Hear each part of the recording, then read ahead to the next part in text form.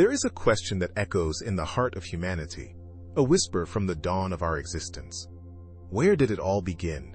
Not just in a metaphysical sense, but in a physical one.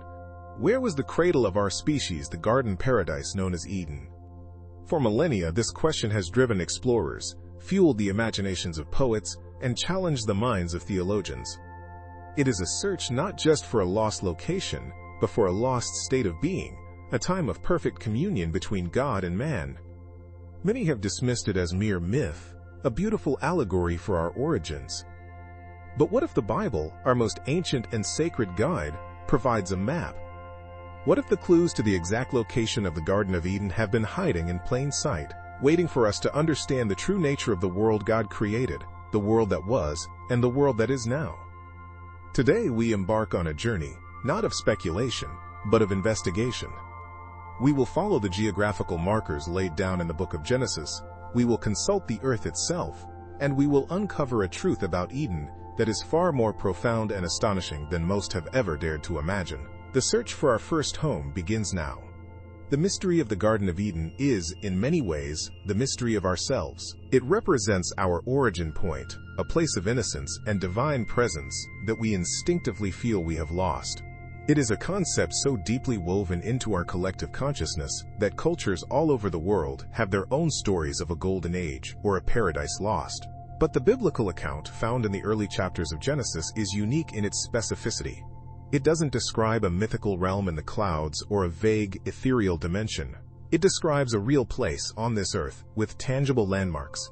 This is the foundational premise we must accept to begin our search. The author of Genesis was not writing a fairy tale. He was recording history as it was understood, a history of a genuine, physical location where humanity's story began. To God, places are significant. He is a God of order, of purpose, and of intention. Just as God knew the prophet Jeremiah before he was even formed in the womb, as it says in Jeremiah chapter 1 verse 5, so too did he prepare a specific sacred space for the man and woman he had created. This wasn't just any piece of land. It was a divinely curated environment, a sanctuary where the veil between heaven and earth was thin. The search for Eden, therefore, is a testament to our belief in a God who acts deliberately in the physical world. For centuries, brave men and women, archaeologists, historians, and devout seekers have pored over ancient texts and scoured the deserts and mountains of the Near East, all driven by the conviction that the clues in Genesis point to a dot on a map. They believe that if we could find it, we might understand something fundamental about who we are and what we have lost. Our primary and most crucial piece of evidence is the geographical description provided in Genesis, chapter 2, verses 10 through 14. This passage is our treasure map. Let's look at it closely. It begins, "A river flowed out of Eden to water the garden, and there it divided and became 4 rivers." This is a critical first clue. Eden is the source. The life-giving water originates there and flows outward to the rest of the world. The garden itself is watered by this single mighty river, which then separates into 4 distinct riverheads. The text then names them, providing further details for each. The first is the Pishon. The scripture tells us it is the one that flowed around the whole land of Havilah, where there is gold. And the gold of that land is good. Bdellium and onyx stone are there. These are incredibly specific markers. Not just a river, but a river bordering a specific land. A land known for high-quality gold and other precious materials. The second river is the Gihon, which is said to have flowed around the whole land of Cush. Historically, Cush is a name often associated with the region of ancient Ethiopia or Nubia in Africa, a detail that has puzzled scholars for centuries. The third river is the Tigris, called Hiddekel in the Hebrew text, and it is described as flowing east of Ashur or Assyria. And finally, the fourth river is the Euphrates. These last 2 names immediately leap off the page to anyone with a basic knowledge of ancient history or modern geography. The scripture does not offer this information casually. It is presented as a factual geographical description, a set of coordinates for a world that was. Our task, then, is to take this ancient map and attempt to lay it over our modern world, to see if the landmarks still align. And this is where our real investigation begins, with 2 names that anchor this ancient mystery in our own world, and 2 names that seem to have vanished from the face of the earth. The presence of the Tigris and Euphrates in this biblical account is profound. It's our anchor. These are not mythical rivers flowing through a dreamscape. They are real, tangible bodies of water that have carved their way through the heart of human history. They flow today through Turkey, Syria, and Iraq, converging in the south before emptying into the Persian Gulf. The land nestled between them, Mesopotamia, is not just some ancient region. It is quite literally the cradle of civilization. It was here that humanity first developed agriculture, writing, the wheel, and the first great cities like Ur, Uruk, and Babylon. The very soil there is thick with the dust of empires. Is it a coincidence that the biblical origin point of humanity is situated in the very same region where secular history tells us civilization began? I think not. This convergence of scripture and archaeology is too powerful to ignore. This has led many researchers, most logically, to focus their search on southern Iraq. The theory goes that the single river flowing out of Eden was the Shatt al-Arab, the river formed by the confluence of the Tigris and Euphrates, and that Eden itself was located at the head of the Persian Gulf. Some have even pointed to the submerged lands now under the Gulf's waters, suggesting that the coastline was vastly different in antiquity, and that the original site of the garden now lies beneath the waves. This model seems simple enough. You have 2 of the 4 rivers accounted for, flowing from a single source area. But this elegant solution immediately runs into a formidable obstacle: the 2 lost rivers. Where are the Pishon and the Gihon? If Eden was in Mesopotamia, how do we account for 2 other major rivers originating from the same source? Let's first consider the Pishon, which flowed around the land of Havilah, a land of excellent gold, bdellium, and onyx. For centuries, scholars have tried to identify Havilah. Some have looked to India, others to Anatolia. But a more compelling theory, supported by satellite imagery, looks to the Arabian Peninsula. Geologists have discovered evidence of a massive ancient river system that is now long dead, a fossil river that once flowed from the mountains of western Arabia eastward across the desert, emptying into the Persian Gulf right near the modern-day confluence of the Tigris and Euphrates. This lost river, which some have dubbed the Khwit River, would have flowed through a region historically known for its resources, including gold mines in ancient Midian. Could this be our Pishon? The evidence is tantalizing. It suggests a greener, more fertile past for the Arabian desert, a world before the climate shifted, where 4 great rivers might well have met at the head of the Persian Gulf. The Gihon, however, presents an even greater puzzle. The text says it flowed around the whole land of Kush. As we noted, Kush is almost universally identified with ancient Nubia or Ethiopia, south of Egypt. This creates a geographical impossibility. How could a river that shares a source with the Tigris in Mesopotamia also encircle a nation 1,000 miles away in Africa? The map simply doesn't work. This has led to several fascinating, if controversial, theories. One is that the name Kush in this context does not refer to the African kingdom, but to a different, closer people. Perhaps the Kassites, whose Akkadian name was Kashu, and who lived in the Zagros Mountains to the east of Mesopotamia. A powerful river flowing from that region would fit the geographical model far better. Another, more radical theory suggests that the description is not of 4 separate rivers branching out, but of a vast, interconnected waterway system that defined the known world to the ancient writer. But both of these feel like attempts to force the pieces to fit. The text is quite specific. 1 source, 4 riverheads. The discrepancy of the Gihon is the single greatest challenge to the Mesopotamian theory, a knot that has yet to be untied.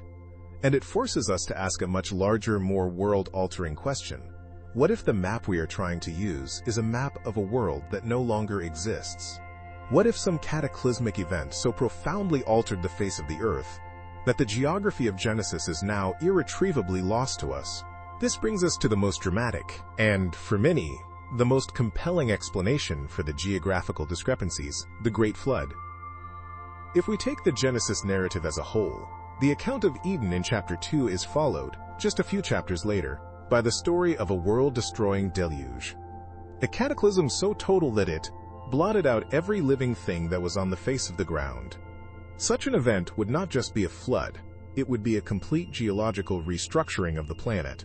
The sheer weight of trillions of tons of water, the massive tectonic shifts, the volcanic activity, the scouring erosion, and the subsequent redepositing of immense layers of sediment would have utterly annihilated the pre-flood world.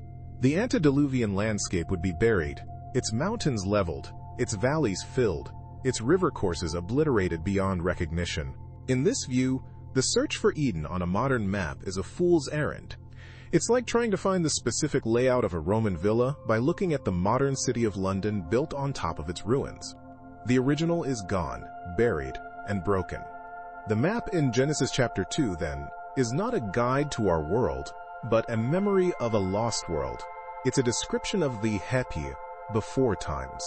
This would elegantly solve the Gihon problem. The Gihon could very well have flowed from a source near the ancestral Tigris and Euphrates and circled a region known as Kush in that ancient world, a world with a completely different configuration of continents and waterways. But this raises an immediate and powerful objection. If the old world was destroyed, why do two of the rivers, the Tigris and the Euphrates, still exist by the same names today, flowing through the very location most theories point to? The proponents of this lost world model have a fascinating answer for this. They suggest that Noah and his descendants, emerging from the ark into a new, raw, and unfamiliar landscape, did what humans have always done. They named their new home after their old one. They found two great rivers in the plains of Shinar, the new cradle of humanity, and named them Herath and Hiddekel, the Euphrates and the Tigris, in memory of the mighty rivers of the world they had lost. It's a poignant act of remembrance, a way to anchor their new reality to the sacred history of their past. We see this pattern throughout human history. When colonists from York in England founded a new settlement in America, they called it New York. It wasn't the same place, but the name carried the heritage. So in this interpretation, the Tigris and Euphrates mentioned in Genesis chapter 2 are the Asterix original antediluvian rivers. The rivers we call by those names today are their post-flood namesakes. This would also mean that the other two rivers, the Pishon and the Gihon, had no post-flood counterparts. They were so completely erased from the New World's geography that their names were simply lost to memory, preserved only in this one ancient text as faint echoes of a drowned paradise. The search for the Pishon and Gihon becomes, in this light, a search for ghosts. This theory is powerful because it honors the internal logic of the Genesis narrative and provides a comprehensive explanation for why the geography doesn't align with our own. It transforms Eden from a hidden location to a lost epic. However, it also places Eden beyond the reach of scientific or archaeological verification. If it was destroyed, we can't find it. For some, this is a satisfying theological conclusion. For others, it feels like an intellectual surrender. Before we accept that the map is of a lost world, we must consider another possibility. What if we are simply misreading the map? The text says the river that flowed from Eden divided and became 4 heads. The Hebrew word for heads is asterisk roshim. We often interpret this to mean 4 headwaters, suggesting a single spring or mountain source. But flosh can also mean beginning or chief part. Could it be that Eden was not the source of 4 rivers branching out, but rather the central point of a region defined by 4 major waterways? Perhaps the river flowed into the garden from a source, and from the garden's region 4 great rivers began their separate journeys, defining the known world. This subtle shift in interpretation changes the entire geographical model, moving away from a single mountain spring and towards a larger, more complex hydrological system. It doesn't solve all the problems, but it shows how much of our search is guided by our own translation and interpretation of a few crucial words written thousands of years ago. Let's follow that thread, this idea of a misread map. If we reimagine the 4 heads, not as sources, but as the principal channels of a larger regional system, the picture changes dramatically. This is the basis for what some scholars call the Southern Eden, or confluence theory. Instead of looking for a mountain peak where 4 rivers spring to life, this model directs our attention to a lowland area, a delta, where rivers converge and diverge.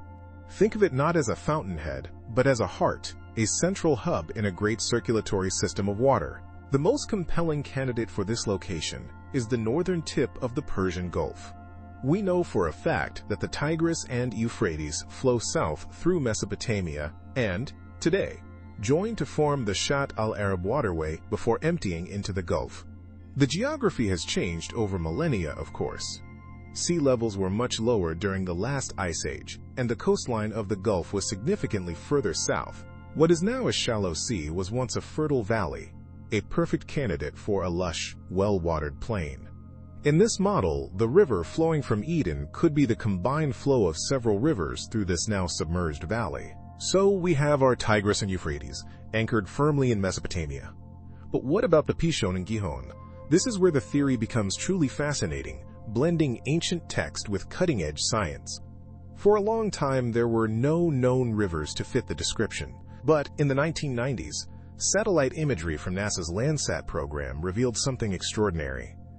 The unmistakable traces of ancient, dried-up river systems, fossil rivers, buried beneath the sands of the Arabian Peninsula.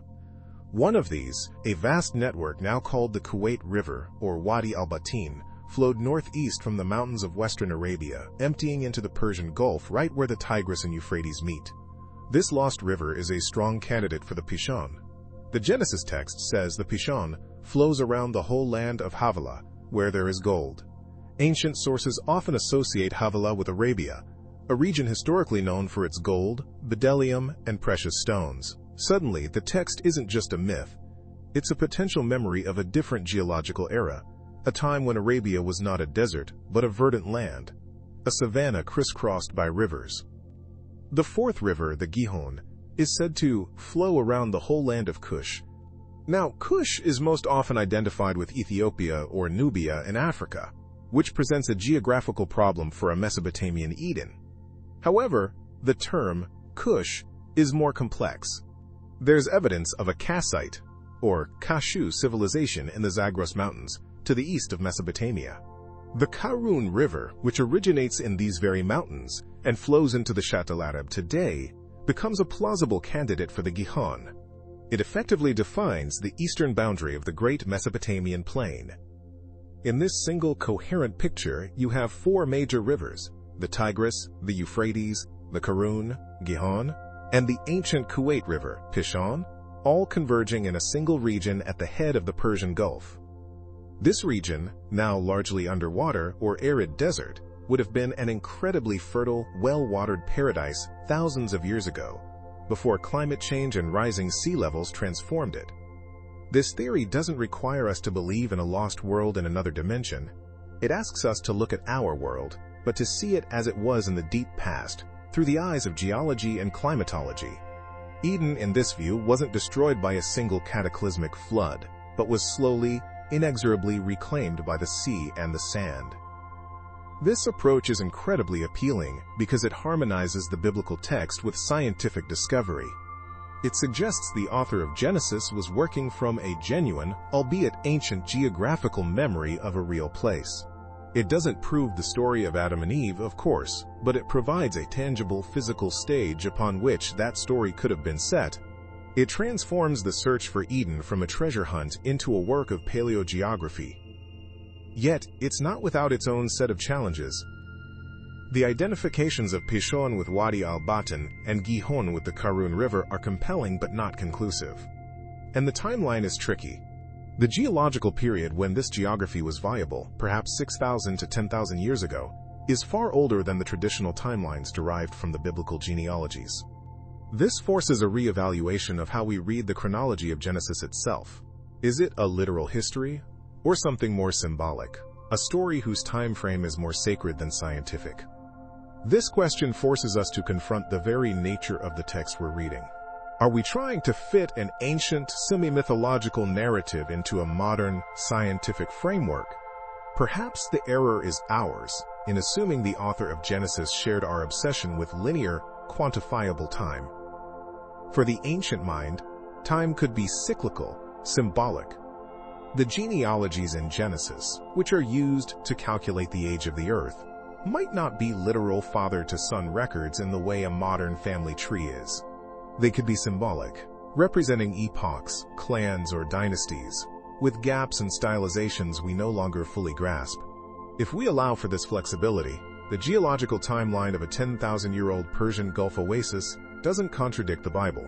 It simply enriches a story that was never meant to be a lab report. It suggests the memory of Eden was incredibly ancient, a deep cultural echo passed down for millennia before it was ever written down, a whisper from the very dawn of settled human life. But this interpretation, while elegant, isn't the only one. Let's pivot from the deltas and submerged coastlines of the south and travel to the source.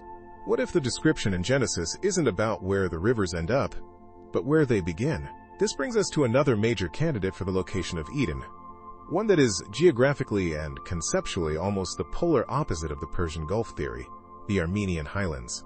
Think about it. The text says a river flowed out of Eden to water the garden, and there it divided and became 4 rivers. This imagery is one of a source, a fountainhead. The Persian Gulf model is a convergent zone. The Armenian highlands model is a divergent zone. Here, in the mountainous plateau of what is now eastern Turkey, we find the headwaters of both the Tigris and the Euphrates. They don't converge here, they spring forth and flow outwards, down into the plains of Mesopotamia. This fits the flowed out of Eden description perhaps even more literally. The paradise here isn't a destination, but an origin point. From this high-altitude starting point, the search for the other 2 rivers, the Pishon and Gihon, begins anew.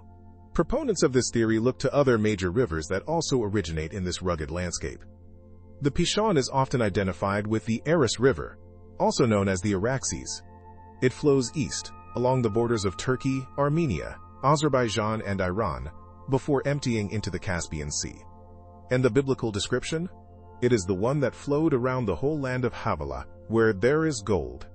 Historically, this region, the Caucasus and its surrounding lands, has been known for its mineral wealth, including gold deposits.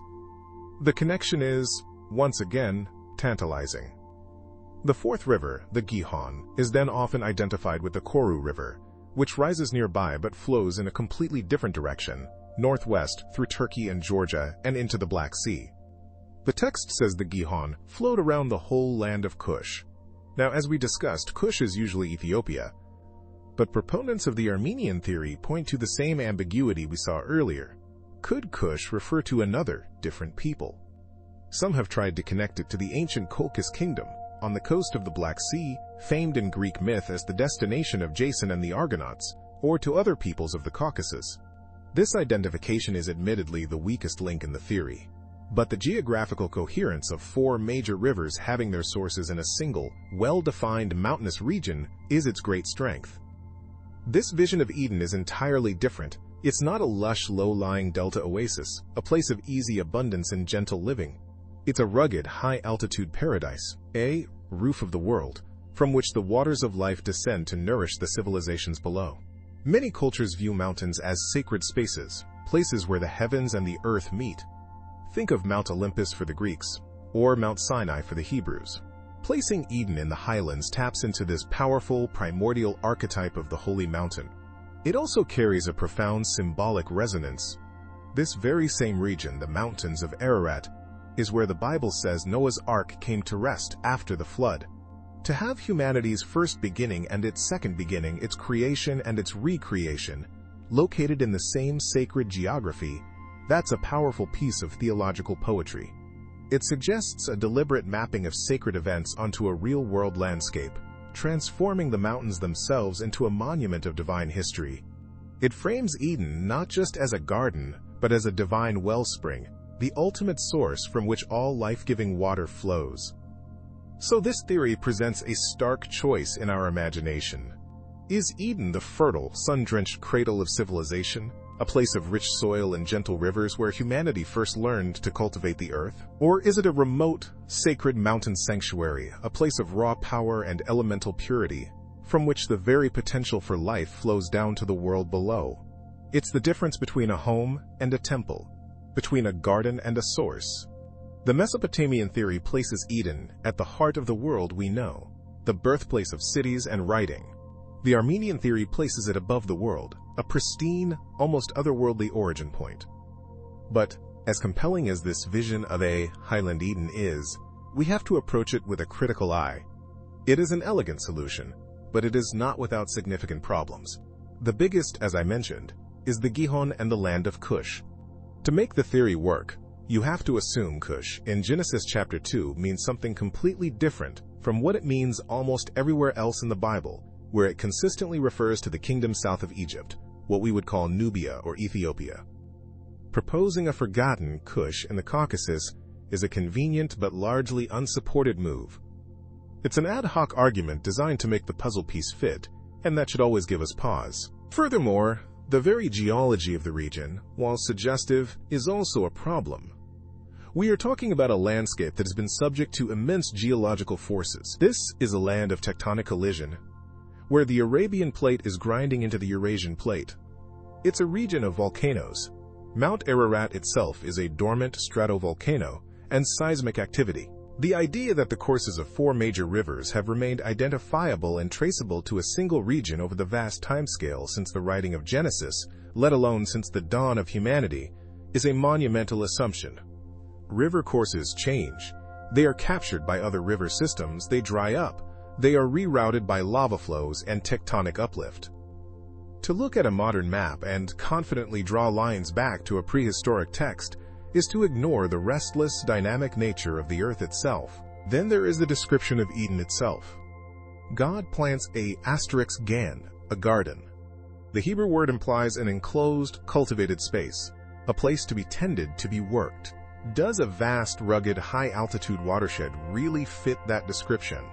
It seems to better fit the description of the source of the river that waters the garden, but perhaps not the garden itself.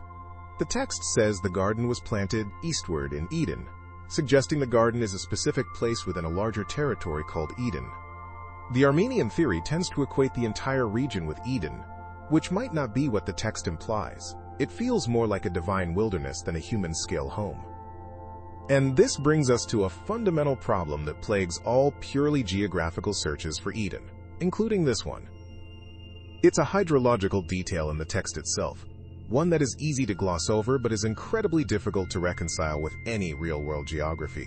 Genesis chapter 2 says a river flowed out of Eden to water the garden, and there it divided and became 4 rivers. Think about how rivers work. Small streams and tributaries flow downhill and merge, forming a larger river. This is called confluence. What Genesis describes is the opposite. It describes a single, great river source that splits into 4 major, world-defining rivers. This is known as river bifurcation or divergence, and while it happens, it's typically a feature of river deltas on flat, low-lying plains, where a river fans out into multiple distributaries as it approaches the sea. But even there, you don't find a single source splitting into 4 rivers as massive as the Tigris and Euphrates. The biblical description is a hydrological anomaly. It doesn't describe how river systems in mountains or deltas actually work. It's as if the author is describing a divine irrigation system, a celestial fountainhead that operates by its own rules, not the rules of conventional geology. This single detail might be a clue that we are not meant to be looking at a physical map at all. So if the author of Genesis isn't describing a literal, mappable watershed, what are they describing? This is where we have to shift our thinking from being explorers with a GPS to being students of ancient cosmology. The ancients weren't drawing topographical maps. They were drawing theological maps. They were mapping the cosmos in terms of its relationship to the divine, its sacred centers, and the forces that gave it life and order. And when you look at the description of Eden through that lens, a different picture emerges, one that has less to do with geography and more to do with sacred architecture. Consider this. Many scholars now see the Garden of Eden not as a lost paradise but as the archetypal sanctuary, the first temple, a place where heaven and earth met, where God and humanity lived in direct communion. The parallels between the description of the garden and the later descriptions of the tabernacle and Solomon's temple are simply too numerous and too precise to be a coincidence. Let's start with God's presence. God walks in the garden in the cool of the day. This isn't just a casual stroll. It's the language of divine presence, the same presence that would later be said to dwell among the Israelites in the tabernacle and the temple of Jerusalem. It's a place of unmediated fellowship. Then look at the guardians. After the expulsion, the way back to the garden is guarded by cherubim with a flaming sword. Where else do we find cherubim in the Hebrew Bible? They are the ultimate guardians of sacred space. Gigantic golden cherubim stood over the Ark of the Covenant in the Holy of Holies. Their images were embroidered on the great veil that separated the holy place from the Holy of Holies. They were carved into the walls and doors of the temple. Their job is to guard the boundary between the sacred and the profane, and their first posting was at the east gate of Eden. And the language used for Adam's role is absolutely crucial. He is placed in the garden to work it and to keep it. The Hebrew verbs are shabad and deshamar. Now, these can mean to till and to guard, like a farmer. But that's not their primary meaning in the rest of the Pentateuch. This specific verb pairing, bod nuei shabad, is used almost exclusively to describe the service of the priests and Levites in the tabernacle. It's priestly language. Adam is not just the first farmer. He's the first priest, serving in the first sanctuary. The very materials mentioned point in this direction. The land of Havilah, watered by the river Pishon, has gold, bdellium, and onyx stone. These are not random precious materials. Gold and onyx are specifically listed as materials used to construct the tabernacle, and, most notably, the garments of the high priest. The onyx stones were engraved with the names of the tribes of Israel and set on the shoulders of the high priest's ephod. The garden, and the world it waters, is the source of the very materials used to build the formal place of worship. From this perspective, the impossible river system starts to make perfect, symbolic sense. In ancient Near Eastern thought, a river of life was often believed to flow from the temple of the main deity, which was often situated on a cosmic mountain at the center of the world. This divine river would then flow out to bring fertility and order to the four corners of the earth. The prophet Ezekiel has a vision of this very thing, a river flowing from beneath the threshold of the future temple in Jerusalem, growing deeper and wider, bringing life to the desert and healing the waters of the Dead Sea. The river flowing from Eden isn't a geological feature, it's a theological statement. It's a symbol of the life, blessing, and divine order that flows from the immediate presence of God out into the entire world. This reframes the entire quest. The author of Genesis may not have been giving us coordinates to find a lost location. They might have been giving us a blueprint for a spiritual reality, a model of the ideal relationship between the Creator and the cosmos.